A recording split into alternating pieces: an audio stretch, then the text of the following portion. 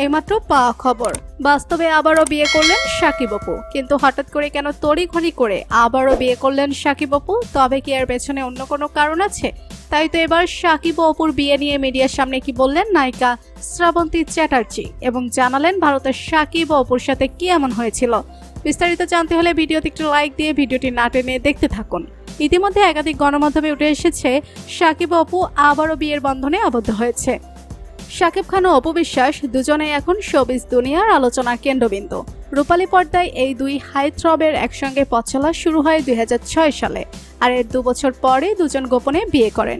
FI মানিকের কোটি টাকার কাবিন ছবির মাধ্যমে একসঙ্গে কাজ শুরু করেন শাকিব অপু বিশ্বাস। প্রথম ছবিতেই এই জুটি দর্শকের মন কেড়ে নেয়। ঠিক তারপরে তারা বিয়ের বন্ধনে আবদ্ধ হয়। পরবর্তীতে তাদের ছাড়াছাড়ি হয়ে গেলেও এখন আবার তারা বিয়ের বন্ধনে আবদ্ধ হয়েছে। তাই তো বর্তমান সময়ে শাকিব অপুর বিয়ে নিয়ে রীতিমতন হইচই করেছে মিডিয়া পাড়াতে। ইতিমধ্যে শ্রাবন্তী চ্যাটার্জি শাকিব অপুকে অভিনন্দন বার্তা দিতে বলেননি। তিনি তার নিজের ফেসবুক পেজ অভিনন্দন বার্তা দিয়ে জানিয়েছেন, তোমাদের আগামী জীবন আবার সুখের হোক। তাই তো বর্তমান সময়ে শ্রীরাম বন্দিকে ছুটির এমন কথাতে নেটিজেনরা অনেকে অনেক রকম কথা বলেছেন। এমনকি নায়িকা অপু বিশ্বাসের ধর্ম নিয়ে প্রশ্ন উঠেছে। এখন শাকিবের সাথে বিয়ের পরে অপু বিশ্বাস কোন ধর্ম পালন করবে? এখানে অপু বিশ্বাস সরাসরি জানিয়েছেন, আমি যেহেতু শাকিব খানের বউ, সেহেতু ইসলাম ধর্ম মেনেই আমি আমার বাকিটা জীবন পার করে দিব। ইতিমধ্যে অপু বিশ্বাস তার নাম পরিবর্তন করে অপু বিশ্বাস থেকে অপু ইসলাম করেছেন এবং তার ছেলে আবরাম খান জয় বরাবর ইসলাম ধর্ম মেনে বড় হচ্ছে। তাই তো অপু বিশ্বাসের এমন কাজে সকলে অনেক খুশি। 2008 সালের 18 এপ্রিল বিয়ে হয়েছিল শাকিব খান ও অপু বিশ্বাসের বিয়ে।